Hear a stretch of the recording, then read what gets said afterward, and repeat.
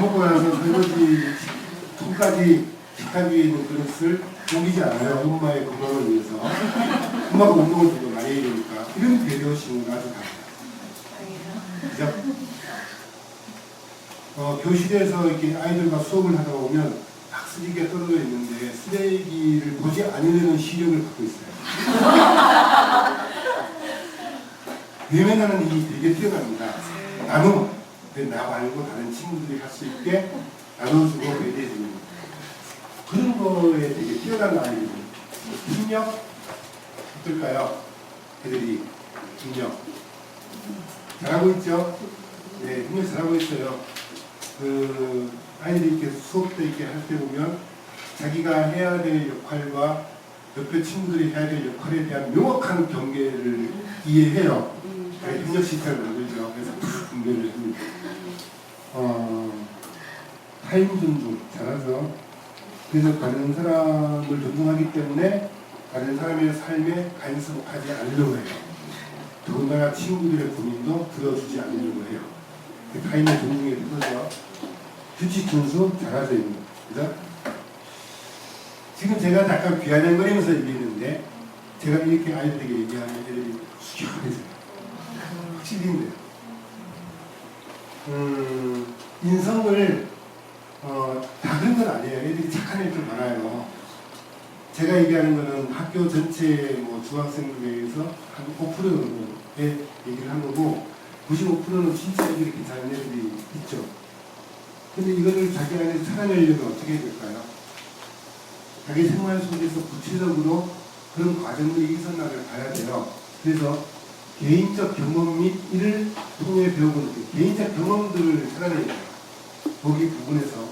그래서 거한 것 찾지 말고 뭔가 어디를 가서 뭔가를 봉사활동을 했다거나 이런 거 찾지 말고 그냥 격작이 좀 어려운 상태에 있으면 격작의 감정 상태를 살펴서 오늘 좀 힘들어 보인다 하고 위로의 말을 해줄 수 있는 것도 되게 훌륭한 거죠. 그죠? 그러니까 다른 사람의 마음을 살펴보는 거. 다른 사람의 감정을 내가 조금이라도 어루만져 주는 거.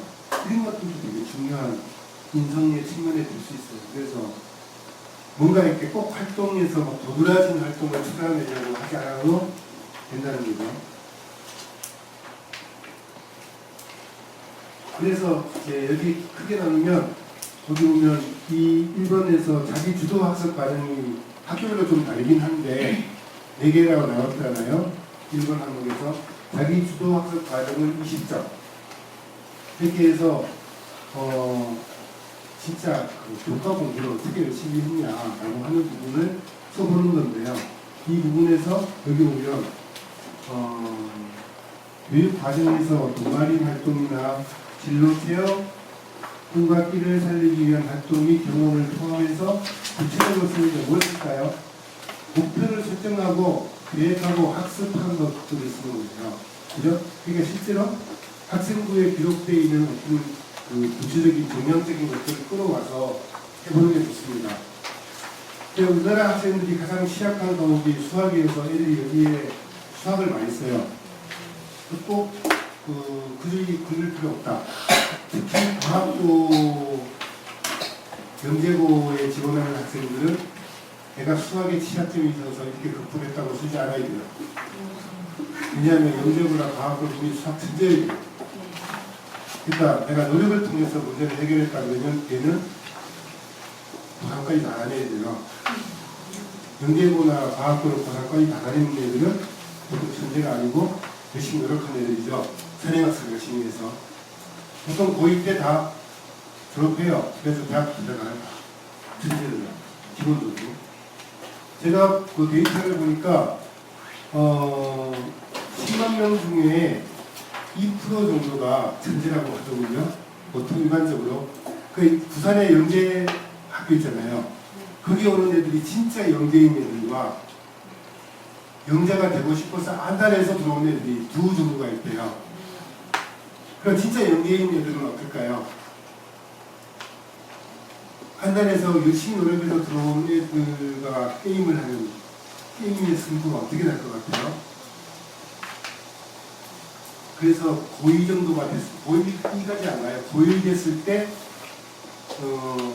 선행학습이나 학원에서 열심히 공부해서 부산의 영재학교에 진학한 아이들은 고1 때 좌절감이 뭔지를 그때 확실히 느껴요. 자기 옆자리 존재하는 것을 느끼는 순간에 아 나는 한계가 있구나를 느끼게 되죠. 느껴요. 되게 심각하게 느낍니다. 그리고 또 과학고나 영재고 아이들 중에 상당수가 성격 자체가 원만하지 않은 일들이 많아요. 왜 그럴까요? 초등학교 저학년 때부터 조리를 좀 당하면서 살아왔어요. 아이가 엄마에게 계속 스케줄대로 살았어요. 자기 의지대로 뭔가를 해본 경험이 거의 없어요. 그러니까 어떻게 될까요? 자존감이 거의 뭐 지켜져 있는 상황이죠. 그러니까 되게 난폭하거나 그전에 보니까 속옷을 꺼내서 세상에 올려놓고 자기 속옷으로 손가락 벌리고 탁 찍는 머리를 해서 그러다가 손가락 하나가 찍히는 것 같고 그래서 애가 이미 파괴됐어요. 선생님이 그걸 봤어요. 기절하지. 얼마나 놀랐겠어 선생님이. 그래서 그런 애를 안아보려고 지금 애를 써요. 과학부나 영재학교에서 인사본일도 있고요. 전적을 볼 때 그 아이가 눈빛이 어떤지, 좀 더 다른 사람을 잘 배려하고 생각하는지, 자기 안에 이미 괴물이 자라고 있는지 이런 애들을 보려고 면접 때 되게 주의했습니다. 되게 위험하기도 하고요. 선생님이 너무 힘든데요. 예, 그래서 영재고등학교 1기 때 그런 이상한 괴물들이 많이 와서 선생님들이 몇 명 그만뒀어요. 목회님에서. 자기 초등학생 부분은 그렇게 교과에 관련된 수고, 그 다음에 지원, 제가 이제 이 부분은 아이들에게 하면서 느끼는 부분인데, 뭐가 있냐면 지원 동기와 활동 계획과 진로 계획인데, 지금까지 공부하기가 바빠 죽겠는데, 걔가 어떻게 공부할지 어떻게 알아요? 애들이 막 엄청 괴로워했어요. 여기서 많이 막혀요. 되게 답답해하고. 그래서 이건 어떻게 해결할까요? 이 학교에서 뽑는 인재상이 있고 키우고자 하는 인재상이 있어요. 각 학교별로. 그래서 이렇게 그 학교에서 어떤 아이를 키우고 싶어 하는지에 그 인재상에 맞게 자기 생각을 좀 맞춰서 나중에 그렇게 살지 안 살지는 네가 들어가서 결정할 거고, 그러니까 일단 선생님에게 이 학교가 내가 이 학교 들어오고 싶은 마음이 얼마나 큰지를 보여주는 거니까 적극적으로 아부를 해라 라고 하죠. 부자신을 속이고요. 속이는 게 아니야. 그렇게 일지도 모르죠. 그래서 학교 특성과 연계해서 라고 쓰는 거죠. 그 학교의 특성과 연계하라는 거. 그래서 그 학교에서 어떤 아이를 키우고자 하는 학교의 철학, 인재상 이런 것들을 잘 볼 필요가 있습니다. 근데 고등학교의 홈페이지에 가서 그 학교의 교훈이나 인재상을 보면 다 미사여구이고 되게 추상적이죠. 그죠? 그럴 수밖에 없다는 고민이 느껴져요. 구체적으로 쓰면 애들이 안 올 거거든요. 그러니까 얼마나 학교가 고민을 많이 해서 그런 교훈이나 그런 인재상을 설정했을까? 실제로 그렇게 키운 자신도 있을까요? 네, 그 자신감도 없을 수도 있어요. 그러니까 그렇지만 그래서 이제 제가 이거 쓸 때마다 이번 항목을 할 때마다 이건 정말 짜고치는 고수도 이걸 왜 해야 할까? 라는 생각이 들기도 해요. 근데 가끔씩 그런 애들이 있어요. 이미 나는 이런 길을 가려고 한다. 뭐 분명히 자기 길을 결정하는 애들이 있어요. 그런 애들을 보려고 해요. 명확하게 이미 자기가 어떤 목표를 세우고 지금 열심히 한 쪽으로 매진하고 있고 깊이를 추구하고 있다. 뭔가 확신성이 이미 정리된 아이들이 있어요. 그런 아이들을 보려고 해요. 그래서 실제로 내가 그런 아직 확신이 없다고 하더라도 그래서는 나는 이런 삶을 살고 싶어요. 에 대한 목적이 있어요. 그래서 아까 제가 주기등을 보여드린 이유가 바로 그런 거예요. 나는 이런 삶을 살고 싶기 때문에 고등학교에 가서 이렇게 공부할 거고 이런 대학을 가서 이렇게 나의 꿈을 펼쳐보고 싶다. 그래서 이 고등학교가 나에게 절대적으로 필요하다.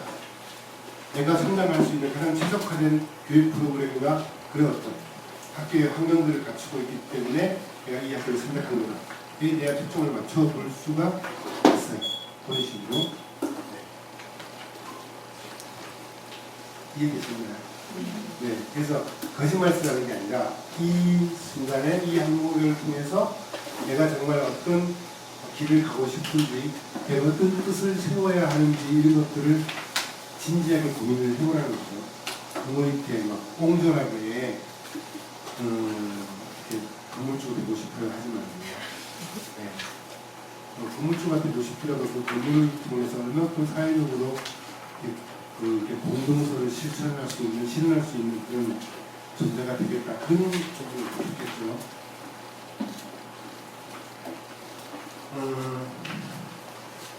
이번 항목에서는 여기 오면 소재가 이미 있어요. 그래서 저기 나중에 개요서를 쓸 때 학생부에 있는 우리 행동 특성 및 종합 의견에 기재된 인성 요소 중에서 좀 더 매력적이라고 느껴지는 부분을 발췌를 해서 그걸 끌어와서 좀 구체적으로 사실적인 내용들을 쓰고 자기의 느낀점들을 쓰는데 여기 보면 항상 자소서에 보면 배우고 느낀 점을 구체적으로 기술하라고 했어요. 추상적이 아니라 구체적으로. 그러니까 실제로 자기가 경험한 사실들을 통해서 배우고 느낀 점을 쓰라는 거죠. 그러니까 구체적으로 학생들을 보면서 할 때니까 큰 항목을 먼저 그런 거예요.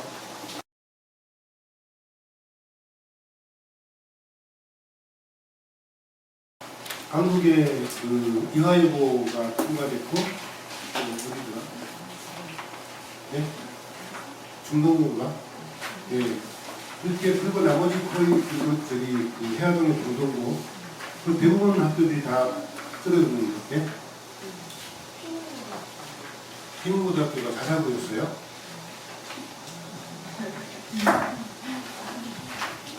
여기 사당동의 경문고가 자사고였는데 스스로 자사고를 반납하고 일반고로 전환했어요. 왜 그랬을까요? 미달돼요, 미달. 서울의 자사고 중에 상당수 학교들이 미달됐었어요. 그래서 그런 학교들은 자발적으로 일반고로 전환했습니다. 근데 하나고는 좀 애증이 있는 학교입니다. 왜냐하면 하나고에 대해서 많이 이렇게 정보가 이렇게 열렸으니까 아시겠지만 하나고는 하나은행에서 세웠고 임직원 자녀들을 우선적으로 선발하기 위해서 세운 학교예요.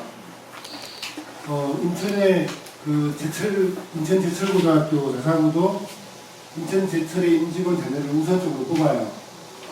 네, 포스코. 포스코인가? 제철. 네, 포스코. 그 뽑는데 그러다 보니까 미달돼요. 그래서 미달되다 보니까 다 들어가요. 영종도에 하늘고라고 있습니다. 하늘고가 좀 이렇게 되게 이렇게 좀 센 학교인데 거기도 보면 그런 이제 관련되는 사립고다 보니까 그 학교 재단과 관련되는 자녀들이 많이 들어가요. 근데 하나고가 그런 비난의 대상이 되면서 그 비난을 좀 이렇게 완화시키기 위한 몇 가지 작업을 했는데 그 중에 좋은 게 학생 주도형 프로그램들을 많이 만들었다는 거예요. 그 하나고에 오는 애들이 어떤 애들이나요?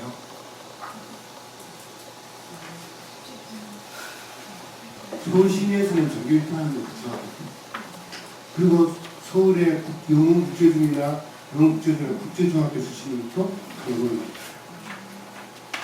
그러니까 하나고에 인재들이 모여요. 인재들이 모이다 보니까 교사들이 어떻게 할까요? 프로그램을 되게 수준 높게 설정합니다. 그리고 그런 프로그램을 가동하는데 애들이 자발적으로 하는 프로그램과 수업을 통해서 하는 프로그램이 이원화되어 있는 프로그램이 되게 정교하게 잘 되어 있어요. 문제는 이제 하나고가 그 사립학교의 특수한 어떤 좀 문제가 여전히 있어요. 근데 그거는 이제 어쩔 수, 그러니까 사립학교가 갖고 있는 태생적인 한계라고 보는데, 저희 해오름에 그 방학 때 하나고 아이들이 그 논술 공부하러 오는 아이들이 있어요. 그래서 그 아이들과 공부를 해오면, 제가 공부 끝나고 이제 방학 끝날 때쯤 됐을 때 그러죠. 논술 공부 굳이 하려고 오지 않아도 된다. 그냥 시험 때 가서 한 부분만 맞서 천점만 받고 시험 봐도 된다. 그 얘기를 해줘요. 이유가 뭐냐면 독서의 수준이 이미 상당한 수준에 들어가고 아이들이 시사를 분석하는 힘이 되게 좋아요. 예를 들어서 지금 한국과 일본이 지금 전쟁 중이잖아요. 전쟁의 포인트가 무엇냐라고 물어보면 애들이 이미 그것의 핵심을 다 꿰뚫고 있어요. 어떻게 알았어? 그럼 애들이 평상시에 그 얘기를 한대요. 수업이 아니라. 평상시에 그런 중요한 시사 이슈가 나오면 그 이슈를 가지고 애들이 자기들끼리 얘기를 한대요. 그러니까 아이들의 관심사가 일반 고등학교에서는 지금 원어원 지금 어떻게 됐어? 지금 TV에 지금 그 무슨 프로그램이죠, 이거? 그러나 무슨 하여튼 그런 오디션 프로그램에 애들이 특히 여학생들이 고3들도 혹받아가지고 막 그 얘기하고 있는데 일본의 수출 규제에 우리가 어떤 식으로 대응하면 좋지? 이걸 얘기하고 있어요. 말이 돼요, 안 돼요? 말이 안 돼요. 고등학생들이 그러고 있으니까. 그 물어보면 되게 정확하게 아는 것도 있어요. 개념을, 시작. 다 그렇진 않아요. 여전히 하나고 애들 중에서도 원어원 관심 있는 데 있어요. 네. 그렇지만 일반 학교에서는 애들이 관심도 없는 그런 중요한 시사 이슈들을 하나고에서는 늘 다룬다는 거예요. 저는 그런 부분이 하나고의 그 장점일 수 있다고 봐요. 근데 왜 하나고만 그런 프로그램을 가져야 하냐는 일반 학교도 다 그렇게 해야 됩니다. 그죠? 하나고에 투입되는 비용이 어마어마하잖아요. 그 학생들이 학교에 내는 돈도 어마어마하고 그러니까 그런 부분에서 되게 양질의 교육 프로그램이 작동할 수 있다고 봅니다. 여기서 보면 그거에 2번 하나고를 가려면 동교의 번학 인형과 연계해서 우리 학교에 관심을 갖게 된 동기를 쓰라. 그러면 하나고 예찬론을 펼쳐야 되잖아요. 뭔가 적절한 용비어 전달을 써야 되는데 대놓고 용비어 전달을 쓰면 어떻게 돼요? 안 되죠. 근거가 있습니다. 내가 이런 꿈을 꾸고 있고 이런 삶을 살고 싶은데 하나고가 갖고 있는 이런 프로그램들이 내가 추구하고자 하는 것과 이렇게 연결되고 도움이 된다고 생각합니다. 다른 학교에서는 이런 프로그램이 없고 하나고에 이런 프로그램이 있는데 이 프로그램이 나에게 도움된다고 생각한다. 그래서 하나고를 선택하게 됐다라고 그런 적합성들을 연결시켜서 설명을 해볼 필요가 있습니다. 다른 부분은 크게 다르지 않아요. 그 다음에 여기 대원, 이화, 영덕, 한영, 농인 이 학교들이 공통적으로 여기 배점을 나눠서 배점을 해요. 프로베탈 쓰는데 자기 주도학습 20점, 지원 동기 10점, 인선인용 10점 이렇게 해서 40점 배점을 해서 나누는데 자기 주도학습 과정이 20점이 가장 커요. 네. 이 부분에서 어떻게 공부했냐. 그러니까 얘는 그냥 전형적인 공부벌레인지 기계적으로 공부하는 본성인지 아니면 자기 스스로 창의적으로 공부하는 애인지를 보려고 해요. 그래서 실제로 공부를 열심히 하는 그런 우수한 그룹 아이들을 보면 자기만의 공부 방식이 있어요. 자기만의 스타일이. 그래서 제 보면 맨날 노는 것 같은데 보면 시험 보면 되게 성적이 잘 나와요. 이유가 있어요. 그 아이만의 독특한 공부 방식이 있는 거죠. 그래서 자기만의 공부 방식이나 그런 어떤 독특한 것들을 좀 정리해보면 좋겠다는 거고, 다른 부분들은 다른 거랑 크게 다르지 않으니까 넘어가고. 세종 영제고가 만들어질 때는 사람들이 기대가 쓰지 않았는데 만들어지고 나서 학교가 이렇게 운영되고 나서부터 관심이 전폭돼서 지금 엄청 인기가 좋아졌어요. 여기는 세종과학예술연재학교거든요. 그래서 과학과 예술 강제들이 모여서 있기 때문에 학교 분위기가 되게 재밌대요. 왜냐하면 기발한 애들이 많대요. 기발한 애들. 그리고 요즘에 이제 중고등학교가 두발이 자유화 됐잖아요. 컬러풀해요. 우리가. 그리고 기본이도 되게 창의적으로. 저 고등학교 갔는데 이렇게 저기다가 사료심을 이렇게 전화하고 특히 입술에다가 있는데 밥을 어떻게 먹지? 양치할 때 새는 느낌이 안 들까? 뭐 그런 문제 해요. 제가 제일 신기했던 코 오른쪽 귀에 하고 여기 해서 이렇게 건네가 있어요. 차락차락 있거든요. 그 남자애가.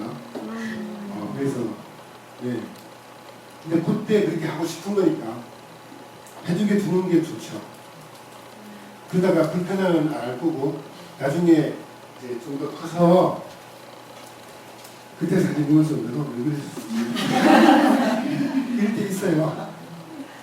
우리 큰애가 중2 때 깻잎머리를 열심히 하고 다녔는데 제가 뭐가 되려고 저를 하고 되게 이렇게 의아했었거든요. 고등학교 다닐 때 제가 그 사진을 한번 보여줬어요. 애가 부러워 죽으려고 해요. 아끼죠. 네. 여기서 이제 중요한 부분은 제 장래의 희망. 이 부분이 되게 중요해요. 이런 그 희망을 지금 세우고 있다. 그래서 내가 이 학교에 보게 됐다. 이게 재능을 배우고 여기서 이 영재고의 특징이 수학, 과학적인 재능을 발휘한 경우. 그래서 이걸 읽어보면요, 진짜 전제와 열심히 공부하는 사람하고의 차이가 있구나를 느끼게 돼요. 왜 이제 이 과학 영재 프로그램 할 때 가장 기본적으로 하는 게 하노이 탑쌓기잖아요. 해보셨나요? 안 해보신 분. 하노이 탑쌓기가 있는데 이거를 몇 분 만에 치우냐 라고 하는 거예요.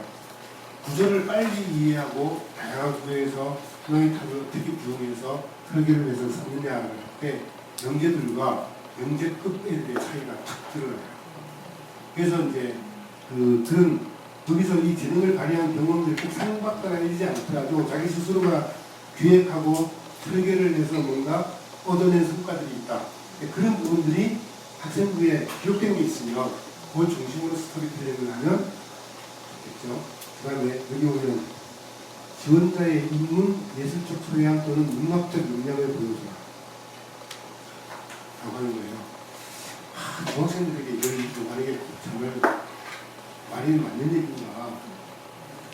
인문 예술적 소양이나 융합적 영향이 아니라 그냥 소양이 있어요를 소개할 수는 있지만 영향을 갖췄다. 영향이 뭐예요? 능력의 정도잖아요. 능력의 크기. 내가 예를 들어서 저는 이 컵을 만들 수 있는 능력이 있어요. 흙만 있으면 입김으로 확 불어서 이거를 컵으로 만들 수 있어요. 그게 내 능력이잖아요. 이거를 예술품으로 아름답게 그리고 한 시간에 이거를 100개를 만들 수 있어요. 그건 뭐예요? 역량이에요. 능력과 역량이라는 부분은 숙련과 전문성이 축적돼서 나오는 게 역량인데 지금 보면 톡하면 역량이거든요. 그래서 이렇게 이 부분을 좀 누릴 수가 있는데 근데 이미 여기서 영재들 보기 때문에 볼까요? 영재들이니까 일반인들에게 없는 역량들이 있어요. 놀라운 영향들이 있죠. 그러니까 내가 얼마큼 전쟁인가를 소개해보라는 거예요. 네. 전제성이 다른 사람에게 인정받은 걸 소개해보라는 거예요. 네. 그게 없으면 지원은 안 돼요. 그냥 금방 비교돼요. 근데 요즘 보면 어쨌든 간에 시대가 아이들이 영양 상태가 좋아져서 제가 70년대에 중고등학교를 다녔는데 그때 평균 IQ 분의 지능지수가 평균 105 정도 됐대요. 지금 아이들의 중고등학교의 평균 지능지수에 누가 정도 될까요? 118에서 125입니다. 우리 때 125면 제 이게 세 살만 넘어도 막 와 그랬었는데 왜 그럴까요?